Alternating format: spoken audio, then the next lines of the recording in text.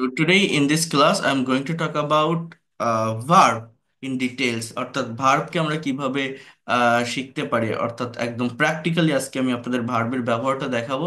You all know that verb is the heartbeat of sentences. I mean without verb you can not be able to make any kinds of English sentences. So ভার্বের clear যে ফাংশনগুলো আছে, যে কনসেপ্টটা আছে, সেটা আপনাদেরকে দিব। তো ভার্ব মানে কি? ক্রিয়া, কাজ করা বোঝায়, যেটা আমি বললাম অলরেডি, ডেফিনেশনটা দিলাম যে verb is a word that denotes being, having or doing something.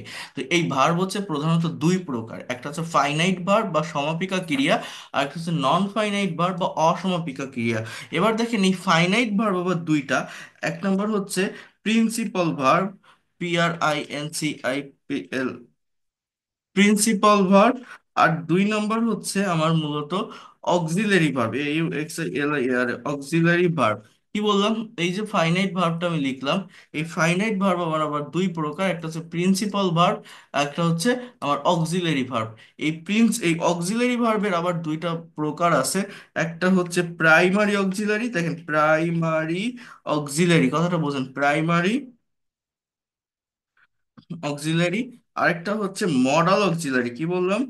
Modal auxiliary, এই মডালের আরেকটা প্রকার আছে, সেটা হচ্ছে সেমি মডাল অক্সিলারি। এই ফাংশনগুলো আমাদেরকে একটু বুঝতে হবে। এরপর দেখেন আমি কি বললাম, তাহলে এই যে প্রিন্সিপাল ভার্ব, এইটা আবার দুই প্রকার। একটাকে বলা হয় ট্রানজিটিভ, TRANSITIV, ট্রানজিটিভ ভার্ব। আরেকটা হচ্ছে, কথাটা বোঝেন, একটাকে বলা হচ্ছে আমাদের ট্রানজিটিভ ভার্ব, আরেকটা হচ্ছে ইনট্রানজিটিভ ভার্ব। দুই নম্বর হচ্ছে কি? Intransitive verb. ট্রানজিটিভ আর একটা হচ্ছে ইনট্রানজিটিভ। এই হচ্ছে দুটো। প্রিন্সিপাল ভার্ব কয় প্রকার? Try to understand here. Principal verb হচ্ছে দুই প্রকার, একটা হচ্ছে ট্রানজিটিভ আর একটা হচ্ছে ইনট্রানজিটিভ। অক্সিলারি ভার্ব হচ্ছে দুই প্রকার, প্রাইমারি, মডাল। আর এই মডেলের একটা হচ্ছে সেমি মডেল। এই বিষয়গুলো মূলত কি আমি ইন ডিটেলসে বুঝিয়ে দিচ্ছি, জাস্ট আগে একটু দেখেন, নেওয়ার চেষ্টা করেন, মনোযোগ দেন এই জায়গাটাতে। এরপর দেখেন এই যে নন ফাইনাইট ভার্ব লিখছি, এইটা আবার তিন প্রকার। এক নম্বর হচ্ছে জেরান্ড, JERUND, জেরান্ড। দুই নম্বর হচ্ছে ইনফিনিটিভ, জেরান্ড, INFINITIV, ইনফিনিটিভ। তিন নম্বর হচ্ছে মূলত পার্টিসিপল, জেরান্ড, ইনফিনিটিভ। আরেকটা হচ্ছে কি? Participle, PRTICIPL। এই যে পার্টিসিপল, এইটা আবার তিন প্রকার। এক নম্বর হচ্ছে প্রেজেন্ট পার্টিসিপল। দুই নম্বর হচ্ছে পাস্ট পার্টিসিপল, বোঝার চেষ্টা করেন, প্রেজেন্ট পার্টিসিপল। দুই নম্বর হচ্ছে পাস্ট পার্টিসিপল। আর তিন নম্বর হচ্ছে মূলত পারফেক্ট পার্টিসিপল। এই যে তিনটা তিনটা ইয়ে লিখলাম, পার্টিসিপলের যে তিনটা ক্লাসিফিকেশন আমি লিখলাম, এই তিনটা ক্লাসিফিকেশনকে আমাদেরকে ভালোভাবে জানতে হবে বা বুঝতে হবে। দেখেন, মনোযোগ দিবেন, যে কথাগুলো বলছি ভালোভাবে দেখার চেষ্টা করবেন, নেওয়ার চেষ্টা করবেন। তাহলে আমি প্রথমত কি বলছি, ভার্ব হচ্ছে দুই প্রকার, একটা হচ্ছে ফাইনাইট ভার্ব বা সমাপিকা ক্রিয়া, আর একটা হচ্ছে নন ফাইনাইট ভার্ব বা অসমাপিকা ক্রিয়া। এখন বলি এই ফাইনাইট ভার্বটা কি আর নন ফাইনাইট ভার্বটা কি। দেখেন, যে ভার্বটা কোনো বাক্যে সাবজেক্টের পরে বসে, যে ভার্ব দেখলে টেন্স আইডেন্টিফাই করা যায়, অর্থাৎ বোঝা যায়, চেনা যায় যে এই ভার্বটা মূলত এই টেন্সে লেখা, তাকে ফাইনাইট ভার্ব বলে। আর যে ভার্বটা চেহারা ভার্বের মতো হলেও আপনার দেখলে মনে হবে কি এটা ভার্ব, কিন্তু আসলে সেটা কোনো অ্যাকশন দেয় না, কোনো কাজ করা বোঝায় না, সেটা সাবজেক্টের পরে বসে না, সেটা দেখে আপনি আইডেন্টিফাই করতে পারবেন না যে কোন টেন্স, এটা সাবজেক্ট থেকে মূলত দূরে বসে, এইটাকেই বলা হয় নন ফাইনাইট ভার্ব। যেমন আমি যদি এরকম একটা বাক্য আপনাকে লিখে দেখাই, I sat in the I sat in the restaurant to meet you, to meet you, MEET, meet you. অর্থাৎ আমি রেস্টুরেন্টে বসেছিলাম তোমার সাথে দেখা করতে, মানে তোমার সাথে দেখা করার জন্য। তাহলে এখানে দেখেন এই বাক্যে দুটো ভার্ব হচ্ছে, একটা হচ্ছে সিট এর পাস্ট ফর্ম স্যাট, আর একটা হচ্ছে মিট, MEET, বাট এটা কিন্তু টু মিট।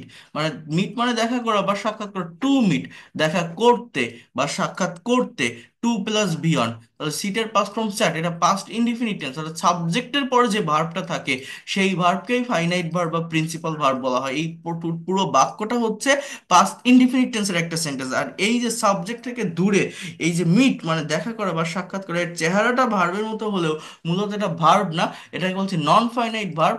এবং এখানে নন ফাইনাইট ভার্বের ভিতর এটাকে ইনফিনিটিভ বলা হয়, যে ইনফিনিটিভ টু প্লাস বিয়ন যুক্ত শব্দকে আমরা ইনফিনিটিভ বলি। তো এই বিষয়গুলো আমাদেরকে একটু বুঝতে হবে, এই বিষয়গুলো আমাদেরকে একটু নেওয়ার চেষ্টা করতে হবে। এরপর দেখেন আমি আরেকটু যদি সামনের দিকে আসি, সেটা হচ্ছে কি বলছে যে এই ফাইনাইট ভার্ব আবার দুই প্রকার। একটা হচ্ছে প্রিন্সিপাল ভার্ব, একটা হচ্ছে অক্সিলারি ভার্ব। যেমন এই যে স্যাট, এটা আমার একটা principal verb, main verb. Auxiliary ভার্বটা কি? যেটা আরেকটা মেইন ভার্বকে কথা বলতে সাহায্য করে। যেমন আমি যদি বলি he is walking on the road, এর বাংলা অর্থ হচ্ছে সে রাস্তা দিয়ে হাঁটছে বা হাঁটিতেছে। তাহলে এইখানে ইজ ওয়াকিং দুটোই কিন্তু আমার ফাইনাইট ভার্ব। ফ্রেজাল ভার্ব বলা হয় দুটোকে একসঙ্গে, ভার্ব ফ্রেজ। এখন এই ইজটাকে আমরা আলাদাভাবে বলছি অক্সিলারি ভার্ব, এবং এই ওয়াকিংটাকে আমি বলছি প্রিন্সিপাল ভার্ব বা মেইন ভার্ব। এখন দেখেন, আমার কথাটা বোঝেন, এই অক্সিলারি আবার দুই প্রকার, প্রাইমারি আর মডাল। প্রাইমারি কোনটা?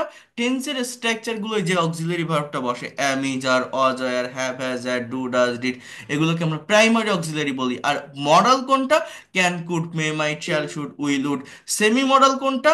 ওই ফ্রেজাল অক্সিলারি ভার্ব, অর্থাৎ am to, is to, are to, was to, were to. এগুলোর উপর ডিটেলস ক্লাস আছে, তখন আপনারা শিখবেন। অর্থাৎ এই যে অক্সিলারি, প্রাইমারি বলেন, মডাল বলেন, সেমি মডাল বলেন, এগুলো বসে কোথায়? একটা বাক্যের সাবজেক্টের পরেই এটা বসে, তারপরে কিন্তু আরেকটা মেইন ভার্ব থাকে। অর্থাৎ এই যে প্রিন্সিপাল ভার্ব যেটা, এইটার আবার দুইটা প্রকার। একটাকে বলছি ট্রানজিটিভ, আর একটা হচ্ছে ইনট্রানজিটিভ, সকর্ম আর অকর্ম। এইটা মূলত কি, এখানে যে বাক্যে অবজেক্ট থাকে সেই বাক্যের ভার্বকে ট্রানজিটিভ ভার্ব বলে, যে বাক্যে অবজেক্ট থাকে না তাকে ইনট্রানজিটিভ ভার্ব বলে। এগুলো জানতে হয়, ন্যারেশন বলেন, সাবজেক্ট ভার্ব এগ্রিমেন্টেড সলভিং বলেন, অথবা প্যাসিভ ভয়েসে কিন্তু এটার অনেক বেশি প্রয়োজন হয়। যেমন আপনাকে যদি কেউ এরকম একটা বাক্য দিয়ে বলে হি গোস টু স্কুল, সে স্কুলে যায়, এটার প্যাসিভ করো তো, এটা আপনি কখনো প্যাসিভ করতে পারবেন না, কারণ যে বাক্যে অবজেক্ট থাকে না তার প্যাসিভ করা যায় না। অবজেক্ট কাকে বলে জানেন?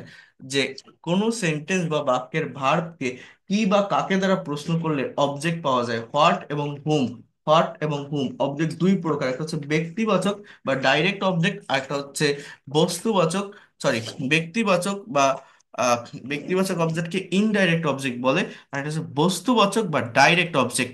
তো অবজেক্ট যদি না থাকে অ্যাক্টিভে, তাহলে কখনো সে বাক্যের প্যাসিভ করা যায় না। যেমন এই যে হি গোস টু স্কুল, কি যায় কাকে যায় বললে আপনি কোনো উত্তর মিলাতে পারবেন না, বাট আপনি যদি বলেন সে কোথায় যায়, হোয়ার, তখন আপনার উত্তরটা হচ্ছে যে স্কুলে যায়। হ্যাঁ, তাহলে কোথায় দ্বারা যদি কোনো সেন্টেন্স বা বাক্যের ভার্বকে প্রশ্ন করা হয়, কোথায়, কখন, কিভাবে, কেন, কতটুকু দ্বারা প্রশ্ন করলে মূলত অ্যাডভার্ব পাওয়া যায়। অর্থাৎ এই যে টু স্কুল, এখানে এই টু স্কুলটা হচ্ছে একটা অ্যাডভার্বিয়াল ফ্রেজ, অর্থাৎ এটাকে বলা হয় adverb of place. Adverb of place একটা জায়গাকে ইন্ডিকেট করে। কথাগুলো ভালোভাবে বোঝার চেষ্টা করেন, নেওয়ার চেষ্টা করেন, এটা কিন্তু অনেক বেশি গুরুত্বপূর্ণ, অনেক বেশি ইম্পর্ট্যান্ট এই যে জায়গাটা, এই যেটা আমি আপনাদেরকে দেখাচ্ছি এখন এই মুহূর্তে। ঠিক আছে? এরপর দেখেন, আমি আরেকটু সামনের দিকে আসি, আরেকটু আপনাদেরকে আমি বলি। সেটা হচ্ছে আহ এই কোনো সেন্টেন্সে এমন এমন বাক্য আমার থাকতে পারে যেখানে কোনো এক্সটেনশনই থাকে না, অর্থাৎ ভার্বের পরেই ফুল স্টপ বসে যায়। সেগুলোও কিন্তু আমার ইনট্রানজিটিভ ভার্ব। অর্থাৎ আমি যদি এরকম একটা কথা বলি, হি রিডস, জাস্ট এখানে ফুল স্টপ দিলাম। এই দুটো ওয়ার্ডের মানে কি? সে পড়ে, সে পড়ে, হি রিডস।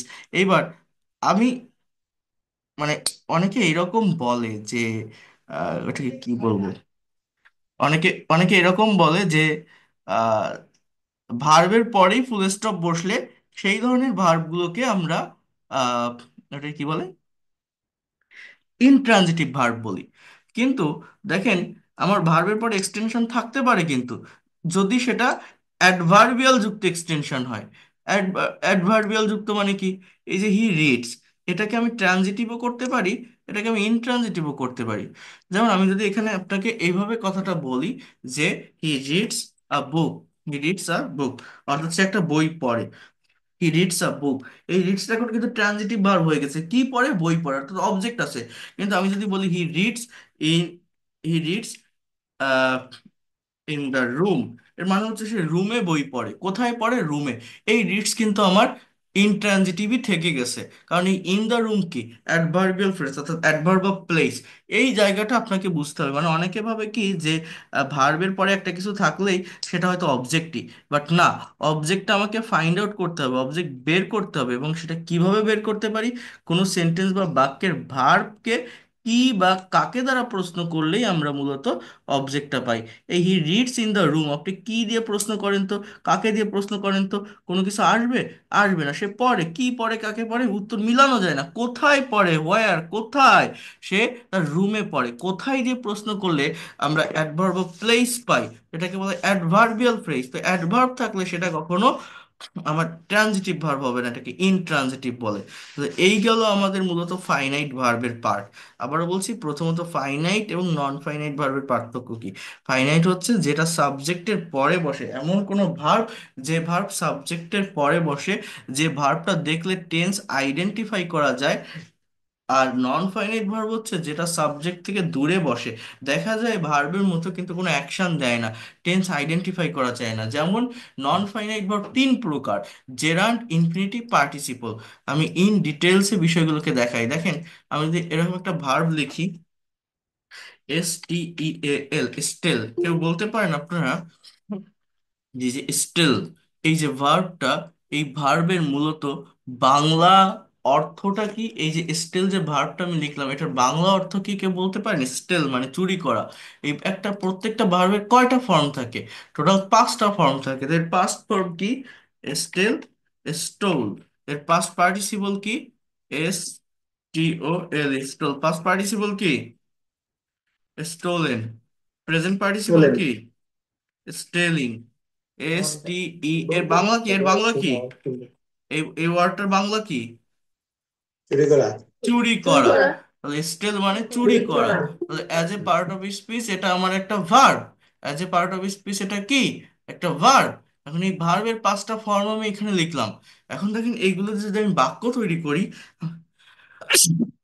আমি যদি বলি হি স্টেলস মানি, এর বাংলা অর্থ হচ্ছে সে টাকা চুরি করে। এটা কোন টেন্স?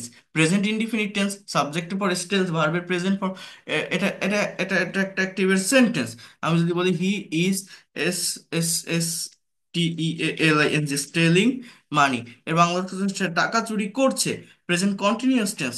আবার আমি যদি বলি হি হ্যাজ স্টোলেন মানি, এর বাংলা অর্থ হচ্ছে সে টাকা চুরি করেছে, প্রেজেন্ট পারফেক্ট টেন্স।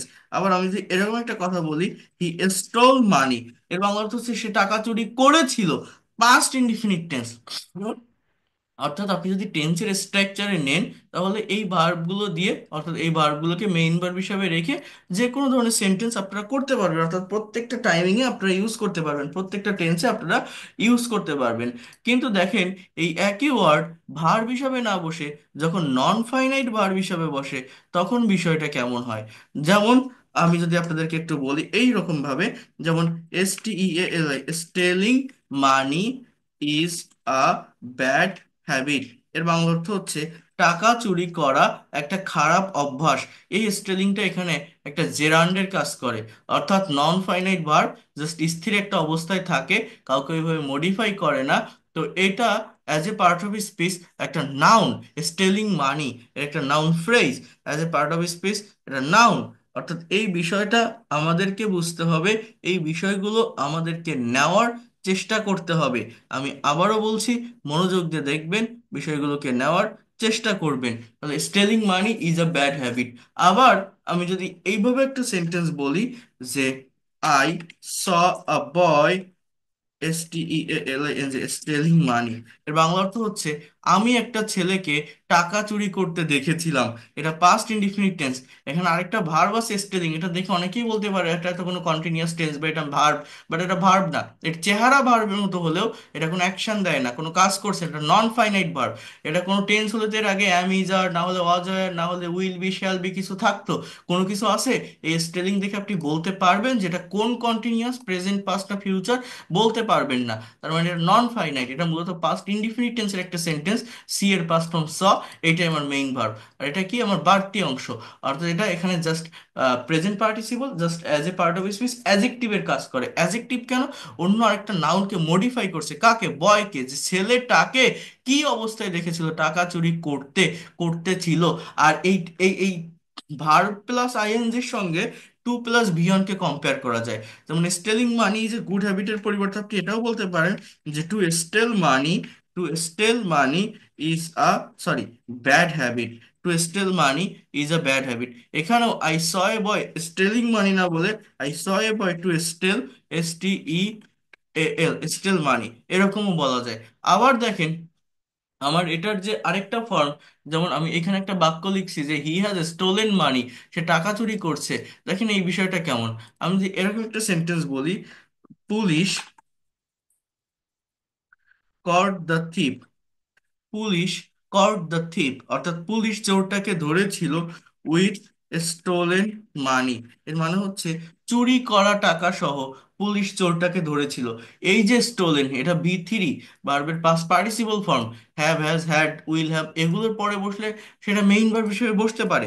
কিন্তু যখন এই ওয়ার্ডটা একা একা বসতেছে, অন্য আরেকটা নাউনকে মডিফাই করতেছে, ভার্বের পাস্ট পার্টিসিপল বি3, আমার এটা এখানে অ্যাজেক্টিভ হয়ে যাচ্ছে। এটা as a part of speech অ্যাজেক্টিভের কাজ করছে। এটা মূলত পাস্ট ইনডিফিনিট টেন্সের একটা সেন্টেন্স, ক্যাসের পাস্ট ফ্রম কট। কিন্তু এই যে স্টোলেনটা, এটা কিন্তু কোনো টেন্স ক্রিয়েট করছে না। এটা কি করছে? জাস্ট আমাকে বোঝার চেষ্টা করতে হবে। দেখেন, হি হ্যাজ স্টোলেন মানি, সে টাকা চুরি করেছে। এই স্টোনটা মেইন ভার্ব, বাট এটা ভার্ব না, এটা অ্যাজেক্টিভ। মডিফাই করতেছে মানিকে, যে যে পুলিশ চুরি করা টাকা সহ চোরটাকে ধরেছিল। তো এই যে সেন্টেন্সগুলো, এই যে ফাংশনগুলো, এই যে বিষয়গুলো, এগুলো আমাদেরকে মূলত নিতে হবে, নেওয়ার চেষ্টা করতে হবে। তাহলে আপনার এই জায়গাটা থেকে দ্রুত একটা ডেভেলপমেন্ট আপনি পাবেন।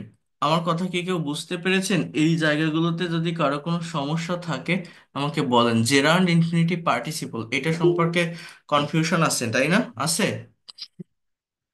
আর বলেন। একটু কনফিউশন আছে। জি স্যার, আরেকটু করলে ভালো হতো। জেরান্ড ইনফিনিটিভ পার্টিসিপলটা মূলত কি? জিরানার পার্টিসিপল। হ্যাঁ, পার্থক্য কি বলেন তো? স্থির অবস্থা প্রকাশ জিরান করে যদি পার্টিসিপল শুরুতে ফিক্সড থাকে, থাকে। সাবজেক্টের স্থানে ভার্ব প্লাস আইএনজি যুক্ত শব্দ থাকে, স্থির অবস্থা যদি প্রকাশ করে, তাহলে সেটা জেরান্ড।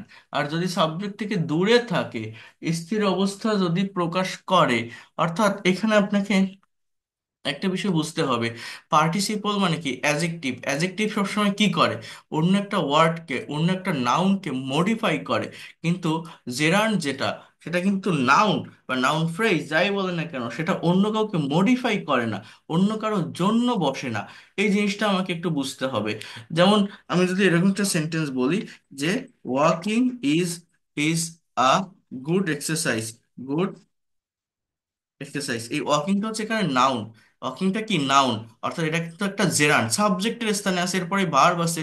এটা কিন্তু কাউকে মডিফাই করেনি, জেরান্ড। কিন্তু আপনি যদি এরকম বলেন যে I saw a boy walking on the road, I saw a boy walking on the road, আমি একটা ছেলেকে রাস্তায় হাঁটতে দেখেছিলাম। I saw a boy walking on the road, অর্থাৎ ছেলেটা কি অবস্থায় ছিল, কি করতেছিল? রাস্তা দিয়ে হাঁটতেছিল। এই যে ওয়াকিং, ভার্ব প্লাস আইএনজি যুক্ত শব্দ, এটা মূলত এখানে অ্যাজেক্টিভের কাজ করে। ভার্বের প্রেজেন্ট পার্টিসিপল অ্যাজেক্টিভের কাজ করে, অর্থাৎ অ্যাজেক্টিভ একটা চলমান অবস্থা প্রকাশ করে। আর নাউন স্থির অবস্থা প্রকাশ করে। অ্যাজেক্টিভ অন্য আরেকটা নাউনের দ্বারা মডিফাইড হয়, কিন্তু নাউন কারো দ্বারা মডিফাই হয় না। নাউন সাবজেক্টের স্থানে থাকে অথবা অবজেক্টের স্থানে থাকে। কাউকে মডিফাই করে না, কাউকে সাথে নিয়ে বসে না। নাউনের পরেই ভার্ব বসে। এবং যখন আপনি কোনো প্যাসেজ রিড আউট করবেন ইংলিশে, প্যাসেজ ট্রান্সলেট করবেন, এইটাই আপনাকে ফোকাস করতে হবে, সাবজেক্ট কোনটা, ভার্ব কোনটা। যদি দেখেন কোনো প্যাসেজে ভার্বের আগে বা সাবজেক্টের আগে, আমাদের এই গ্রামের মানে আমাদের যে ইয়েগুলো আছে, মানে আমাদের যে বইগুলো আছে, বিভিন্ন জায়গায় এটা থাকতে পারে, সাবজেক্ট আগে বা ভার্বের মানে ভার্বের আগেও এক্সটেনশন। তো এগুলো অ্যাডভার্বিয়াল ফ্রেজ এক্সটেনশন যেগুলো বলছি, এগুলো বিভিন্ন জায়গায় বসানো যায়, সেন্টেন্স ভুল হয় না। কিন্তু লাস্টে বসালে সেটা বেশি বেটার হয়। শুরুতেই যদি সাবজেক্ট এবং ভার্বটাকে নিয়ে আসেন, তাহলে আপনার সেন্টেন্স বা আপনার কথাগুলো শুনতে, লিখতে, দেখতে, বলতে অনেক ভালো লাগে। তো এই বিষয়গুলো এই জন্য একটু এখানে মেনটেন করতে হয়। এটা মেনটেন করা অনেক গুরুত্বপূর্ণ, অনেক দরকার, অনেক ইম্পর্টেন্ট। আর আবারও বলছি, ওয়াকিং এর পরিবর্তে আপনি বলতে পারেন to walk is a good exercise, অথবা I saw a boy walking on the road, এর পরিবর্তে বলতে পারেন I saw a boy to walk on the road. ঠিক আছে? এই গ্রামাটিক্যাল ক্লাসটা করার পরে নেক্সট ক্লাস থেকে আমরা স্পিকিং এর ভিতরে মুভ করব। এখন বলেন, কারো যদি কোনো কোশ্চেন থাকে, আপনারা এই জায়গাটা নিয়ে কোশ্চেন করতে পারেন, if you have any question. একটা কোশ্চেন ছিল। হ্যাঁ, বলেন। চুরি করা, স্টিলিং মানেও কি চুরি করা হুম। অর্থ দিবে? হুম। স্টিল মানে হচ্ছে চুরি করা, আর স্টিলিং মানে কি চুরি করা, মানে সেম অর্থ দিবে দুইটাই? হুম। সেই অর্থ দিবে। ধন্যবাদ আপনার কোশ্চেনটা করার জন্য। কোশ্চেনটা ঠিকভাবে করতে পারেননি, বাট আপনি যে কথাটা বলতে চাচ্ছেন সেটা আমি বুঝতে পারছি। তো দেখেন, এই জিনিসটা আমি বুঝাই দিই, কথাটা বলছেন। এখানে আমি বলছি যে স্টেল মানে কি, কইসে শব্দ কই লিখলাম, এই যে স্টেল মানে কি। স্টেল মানে আমি বলছি চুরি করা। এবার আমি এখানে লিখলাম একটা বাক্য যে stealing is a bad habit, অর্থাৎ চুরি করা মানে টাকা চুরি করা একটা খারাপ অভ্যাস। তো আপনার প্রশ্নটা এখানে এরকম হতে পারে যে এখানে স্টেলিং কেন হলো, আমি স্টেল দিতে পারতাম যে স্টেল মানে ইজ আ ব্যাড হ্যাবিট, কিন্তু আমি স্টেলিং কেন দিলাম, এর রিজনটা কি, এর কারণটা কি? দেখেন, এর কারণটা হচ্ছে আমার ইংলিশে ইংলিশে অর্থ অনুসারে 5 প্রকার সেন্টেন্স আছে। তার ভিতরে একটা সেন্টেন্স আছে ইম্পারেটিভ সেন্টেন্স, যেখানে ভার্ব দিয়ে বাক্যটা শুরু হয়, সাবজেক্ট থাকে না। অর্থাৎ প্রতিটা ওয়ার্ডই একটা সেন্টেন্সের কাজ করতে পারে। আমি যদি আপনাকে এরকম একটা ওয়ার্ড বলি, STEAL, স্টেল মানে আমি বললাম চুরি করা, কিন্তু এর মানে চুরি করা না। স্টেল মানে কি জানেন? চুরি করো। আমি যদি বলি ওয়াক, এই ওয়াকের মানে কি জানেন? হাঁটো। ওয়াক, হাঁটো, কাজ শুরু করে দাও। আমি যদি বলি গেট আউট, বেরিয়ে যাও, বলি না open the door, close the window, এগুলো কি? এগুলো সব ইম্পারেটিভ সেন্টেন্স না? সেন্টেন্সে ভার্ব দিয়ে শুরু হচ্ছে না? অর্থাৎ আমি যদি এখানে স্টেলিং না দিয়ে স্টেল দিতাম, তাহলে ওই ভার্বটা অ্যাক্টিভ থাকতো, ভার্বটা কাজ করা শুরু করে দিত। এখন আমার কাজটা কি? আমি হচ্ছে এই ভার্বকে ফাইনাইট না, আমি নন ফাইনাইট করতেছি, অর্থাৎ স- সমাপিকা থেকে অসমাপিকা ক্রিয়ায় পরিণত করতেছি। ভার্বটাকে আমি ভার্ব হিসেবে রাখতে চাচ্ছি না, ওটা অ্যাকশন দিবে না, ওটা নন অ্যাকশন হবে। অর্থাৎ as a word, as a noun, স্থির অবস্থায় সেটা থাকবে, সেটা কোনো কাজ করা বোঝাবে না। এই জন্যই স্টেল না দিয়ে আমাদের এই স্টেলিং বসাতে হয়, ভার্বটাকে নন ফাইনাইট করার জন্য, ভার্বটাকে মূলত ইনঅ্যাক্টিভ করার জন্য। আমি যদি বলতাম স্টেল মানি, এর মানে এরকম হয়ে যেত যে টাকা চুরি করো। হ্যাঁ, কিন্তু আমাকে কি বলতে হচ্ছে? যে চুরি করা একটা খারাপ অভ্যাস।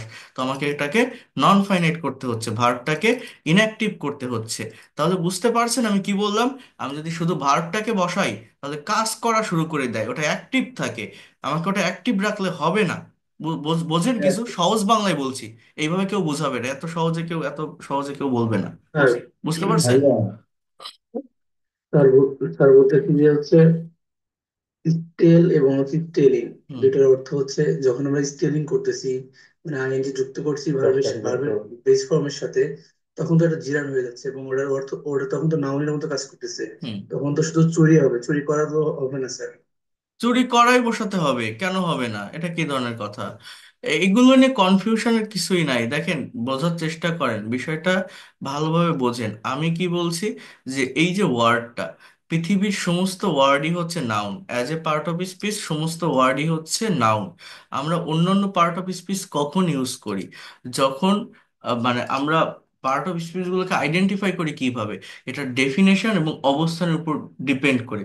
এখন এই যে ওয়ার্ডটা স্টিল, এটাকে যখন আমি সাবজেক্টের পরে ইউজ করতেছি, তখনই এটা অ্যাকশন দিচ্ছে, কাজ করা বোঝাচ্ছে। এবং এটা আপনি যে কোনো টেন্সে বলতে পারেন যে হি স্টেলস মানে সে টাকা চুরি করে, হি ইজ স্টেলিং মানে সে টাকা চুরি করছে, হি হ্যাজ স্টোলেন মানে সে টাকা চুরি করেছে, বা হি স্টোল মানে সে টাকা চুরি করেছিল। এটা টেন্স অনুযায়ী সাবজেক্টের পরে বসতেছে। বা আপনি যদি জাস্ট এরকম বলেন যে স্টেল মানি টাকা চুরি করো, স্টেল মানি টাকা চুরি করো, ইম্পারেটিভ সেন্টেন্স। এখন আমি কি বলছি? এই যে ওয়ার্ডটা, যেটাকে আমি সাবজেক্টের পরে বসাচ্ছি, ভার্ব হিসেবে ব্যবহার করছি, ঠিক সেম ওয়ার্ডটাকে আমি ভার্ব হিসেবে না বসিয়ে অন্যান্য পার্ট অফ স্পিচ হিসাবে বসাতে পারি। যেমন স্টেলিং মানি, স্টেলিং মানে চুরি না, চুরি করা টাকা।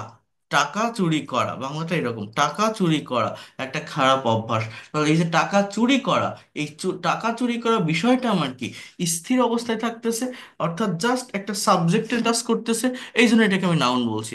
আর এর পরিবর্তে টু স্টেল বলা যায়। আরেকটা কথা কি বলছি, যদি আমার আরেকটা নাউনকে ওই ওয়ার্ডগুলো মডিফাই করে, যেমন I saw a boy stealing money আর টু স্টেল মানি, আমি ছেলেটাকে দেখেছিলাম টাকা চুরি করতে বা টাকা চুরি করার মতো অবস্থায় আমি তাকে দেখেছিলাম।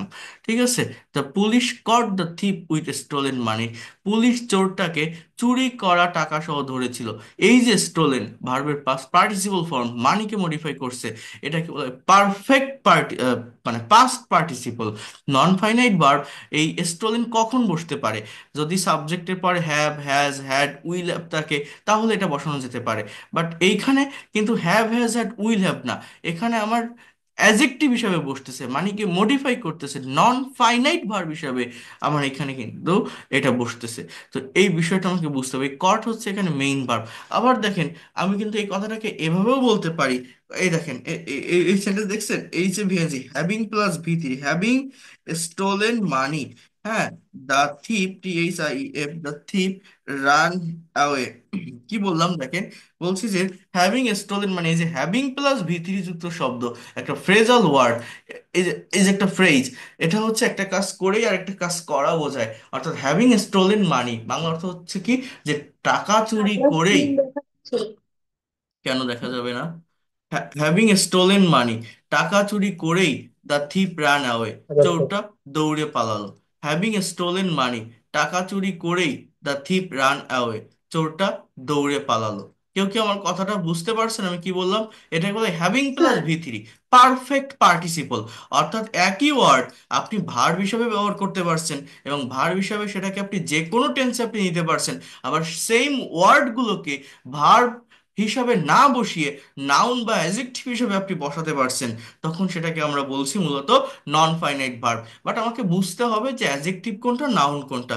যদি দেখি কোনো ওয়ার্ড অন্য আরেকটা ওয়ার্ডকে মডিফাই করতেছে, বিশেষায়িত করতেছে, তখন সেটা অ্যাজেক্টিভ। যদি মডিফাই না করে, সাবজেক্টের স্থানেই থাকে বা ভার্বের পর অবজেক্টের স্থানেই থাকে, তারপরেই ফুল স্টপ বসে, ওই ওয়ার্ডকে অন্য কোনো ওয়ার্ড যদি মডিফাই না করে, তাহলে সেটা আমার নাউন, আদারওয়াইজ অ্যাজেক্টিভ।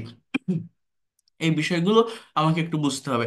আবার কি বলছি, এই সেম ওয়ার্ডগুলোই আমরা মেইন ভার্ব হিসাবে, প্রিন্সিপাল ভার্ব হিসাবে আমাদের বিভিন্ন টেন্সের স্ট্রাকচারে বসাতে পারি। আর টেন্স সম্পর্কে এদের ভালো একটা কনসেপ্ট আছে, আপনাদেরও আছে আমার যতটুকু মনে হয়। বাট আগামী ক্লাসে টেন্সের উপর ইন ডিটেলস আমি দেখাবো বা শেখাবো। ঠিক আছে, এই হচ্ছে মেইন কথা। সবাই একটু বিষয়গুলোকে কাভার করবেন, নেওয়ার চেষ্টা করবেন। আশা করি দ্রুত আপনি এই জায়গাটা ডেভেলপ করতে পারবেন। কিসের কথা বললাম? ভার্ব। ভালোভাবে একটু দেখতে হবে। ক্লিয়ার কথাটা কি বললাম? ভার্বটা কিন্তু একটু ভালোভাবে কাভার করতে হবে। আচ্ছা, এখন আমি আরেকটা বিষয় একটু দেখাবো আপনাদেরকে। সেটা হচ্ছে গতকাল প্রেপোজিশনের যে বিষয়গুলো দেখিয়েছিলাম, আমি আমি ওইটা ফ্রুটফুল ভাবে নিতে পারিনি। তো ওইটা নিয়ে আমি আরেকটু কথা বলবো। সো একটু এই জায়গাটাতে একটু মনোযোগ দিবেন সবাই। I am requesting to all of you, keep your concentration here. So দেখেন, এখানে বলছে যে এখানে আমি একটু ব্ল্যাঙ্ক পেজে আসি। আমাদের তিন ইংলিশ ল্যাঙ্গুয়েজে টাইম রিলেটেড তিনটা প্রেপোজিশন আছে। Time related preposition, PREPOSIT, time related preposition গুলো কি কি জানেন? সময়কে মেনশন করার জন্য, সময়কে ইন্ডিকেট করার জন্য মূলত তিনটা প্রেপোজিশন বসে। সেটা হচ্ছে অ্যাট, আরেকটা হচ্ছে ইন, আরেকটা হচ্ছে অন। এই যে তিনটা প্রেপোজিশন, এই তিনটা প্রেপোজিশন মূলত যে কোনো সময়কে, যে কোনো টাইমকে মেনটেন করার জন্য বসে। এদের কিন্তু অন্যান্য জায়গায় ব্যবহারও আছে, যেমন অ্যাট অথবা ইন মেইনলি প্লেসিয়াল প্রেপোজিশন, অর্থাৎ একটা প্লেস, একটা জায়গাকে ইন্ডিকেট করতে বসে। তুলনামূলক ছোট জায়গার আগে অ্যাট বসে, বড় জায়গার আগে ইন বসে। কিন্তু সময়কে মেনটেন করার জন্য আবার এটা বসে। সার সার্টেন টাইমের আগে অ্যাট বসে, যেমন ঘড়ির কাঁটার আগে। অর্থাৎ আমি যদি আপনাদেরকে বলি আজ রাত 10টায় আপনাদের ক্লাস নিব, ইংলিশটা কি? I will take your class at 10 p.m। এই যে সার্টেন টাইমের আগে অ্যাট বসালাম, সে সকাল 6টায় স্কুলে যায়, he goes to school at 6 p.m। ইনটা কোথায় বসে? মাস বা বছরের আগে। যেমন he was born in January, he was born in January, সে জানুয়ারি মাসে জন্মগ্রহণ করেছিল, এখানে আমার ইন বসবে। অথবা আমি যদি বলি যে 21শে ফেব্রুয়ারি স্বাধীনতা, 21শে ফেব্রুয়ারি আন্তর্জাতিক মাতৃভাষা দিবস পালন করা হয়, ইন্টারন্যাশনাল মাদার ল্যাঙ্গুয়েজ ডে এবং মাদার ল্যাঙ্গুয়েজ ডে। আগে একটা জিনিস বোঝেন, জাস্ট যদি এতটুকু বলি যে ফেব্রুয়ারি মাসে আন্তর্জাতিক মাতৃভাষা দিবস পালন করা হয়, is observe, international mother language day is observe in February, international mother language day is observe in February. কিন্তু দেখেন এখানে আরেকটা প্রেপোজিশন আছে অন, এটা হচ্ছে সার্টেইন কোনো ডেই আর ডেট, অর্থাৎ বার বা তারিখের আগে অন বসে। আমি যদি এখানে বলি যে 21শে ফেব্রুয়ারি আন্তর্জাতিক মাতৃভাষা দিবস পালন করা হয়, তখন আর আমি ইন বসাতে পারবো না, আমার এখানে লিখতে হবে অন 21st ফেব্রুয়ারি, অর্থাৎ international mother language day is observe on 21st ফেব্রুয়ারি। এইভাবেই Saturday, Sunday, Wednesday, Thursday, Monday, যে কোনো ডেই অর ডেট এর আগে মূলত আমার অন বসে। সে আমার কাছে আগামী সোমবার আসবে, he will come to me on Monday. So on প্রিপোজিশনটা বসে বার বা তারিখের আগে। আবার বলছি, ইংলিশ ল্যাঙ্গুয়েজ এদের অন্যান্য জায়গায় ব্যবহার আছে, বাট সময়কে মেনশন করার জন্য, টাইমকে ইন্ডিকেট করার জন্য মেইনলি ইংলিশে এই তিনটা প্রেপোজিশন বসে, অ্যাট, ইন এবং অন। অ্যাট কথায় বসে সার্টেইন টাইমের আগে অ্যাট বসে, সার্টেইন টাইম, সার্টেইন টাইম ঘড়ির কাঁটা। ইন কোথায় বসে, মাস বা বছর, সে 1995 সালে জন্মগ্রহণ করেছিল, হি ওয়াজ বর্ন ইন 1995, বা 1952 সালে ভাষা আন্দোলন সংগঠিত হয়েছিল, internet language movement was organised in 1962। So এই বিষয়গুলো আপনাদেরকে একটু দেখতে হবে, বোঝার চেষ্টা করতে হবে, নেওয়ার চেষ্টা করতে হবে। মাস বা বছরের আগে ইন, সার্টেন টাইমের আগে অ্যাট, আরেকটা কি বললাম, আরেকটা হচ্ছে ডেই বা ডেট, বার বা তারিখের আগে আমার মূলত কি বসে, বার বা তারিখের আগে আমার মূলত অন বসে। এরপর আরেকটা প্রেপোজিশন কথা আমি বলছিলাম, সেটা হচ্ছে এই প্রেপোজিশনটা, এটা হচ্ছে on, above, A B O V E, and over. এই যে তিনটা প্রেপোজিশন আপনারা দেখছেন, এই তিনটা প্রেপোজিশনের একটা কমন মিনিং হচ্ছে উপরে, অর্থাৎ অন মানে উপরে, অ্যাবভ মানে উপরে, ওভার মানে উপরে। বাট এদের একটা পার্থক্য আছে, দেয়ার আর সাম ডিফারেন্স। পার্থক্যটা কি জানেন? পার্থক্যটা হচ্ছে স্থির বস্তুকে স্পর্শ করে উপরে কোনো কিছু থাকা বোঝাতে অন বসে। যেমন আমার টেবিলের উপর একটা পানির বোতল আছে, আমি বলতে পারি the bottle of water is on my table. বা একটা মোবাইল আছে, the mobile is on my table. এই মোবাইলটা বা পানির বোতলটা আমার টেবিলটাকে স্পর্শ করে আছে, এখানে অনের ব্যবহার করতে পারি। আর অ্যাবভটা কি, অবজেক্টকে স্পর্শ না করে স্থির অবস্থায় কোনো কিছু থাকে। যেমন আমি ক্লাস নিচ্ছি, আমার মাথার উপর একটা এয়ার কন্ডিশন আছে, বা একটা লাইট আছে, বা একটা ফ্যান আছে। তো এই লাইট, ফ্যান বা এয়ার কন্ডিশন আমার মাথার সঙ্গে টাচ করে নেই, এখানে আমি কম্পেয়ার করছি কার সাথে, আমার মাথার সঙ্গে। তাহলে আমি যদি বলি দ্য লাইট, দ্য বাল্ব, হ্যাঁ, the LIGS, the light is ABOV above my head, একদম আমার মাথার সোজা উপরে একটা লাইট আছে, বাট এটা মাথার সঙ্গে টাচ করে নেই, উপরে দেয়ালে অলে লাগানো আছে। তো এই জায়গাটাতে আমি অ্যাবোভের ব্যবহার করতে পারি, the light is above my head. আরেকটা হচ্ছে ওভার। ওভারটা কি, উপরে কোনো কিছু চলতে থাকবে, যে প্লেনটা এই মাত্র মাটির উপর দিয়ে উড়ে গেল, the plane is going over the land, the plane is going over the land. পাখিগুলো গাছের উপর দিয়ে উঠতেছে বা দৌড়াচ্ছে, the birds are flying over the tree, the birds are flying over the tree. So এইভাবে অন, অ্যাবভ অ্যান্ড ওভার এর ব্যবহারটা হয়। অন হচ্ছে কোনো অবজেক্টকে স্পর্শ করে উপরে থাকে, অ্যাবভ হচ্ছে অবজেক্টকে স্পর্শ করে না, অবজেক্টকে স্পর্শ না করে স্থির অবস্থায় থাকে। আর ওভার হচ্ছে অবজেক্টকে স্পর্শ না করে চলমান অবস্থায় থাকে। এই হচ্ছে তিনটা প্রেপোজিশনের ব্যবহার। এছাড়া দেখেন এখানে আরো কিছু প্রেপোজিশন আছে, এটা বাংলা দেওয়া আছে, ইংলিশ লেখা আছে, নিজের একটু পড়বেন করবেন। আর যখন আমি প্রচুর পরিমাণে প্যাসেজ ট্রান্সলেট করাবো, প্যাসেজ অ্যানালাইসিস করাবো, তখন এই প্রেপোজিশন নিয়ে ইন ডিটেলসে কথা বলবো, দেখাবো। ঠিক আছে? আর কনভারসেশনের গ্রুপটা আজকে রাতের ভিতরেই করে দিব, আপনারা এটা নিতে পারবেন। আর পিডিএফ ফাইলগুলো আমি পাঠিয়ে দিচ্ছি, এবং রেকর্ডটা আমি এখনই আপলোড করে দিচ্ছি, আপনারা পেয়ে যাবেন দ্রুত। ঠিক আছে? So that's all for today. Thank you so much, and see you in the next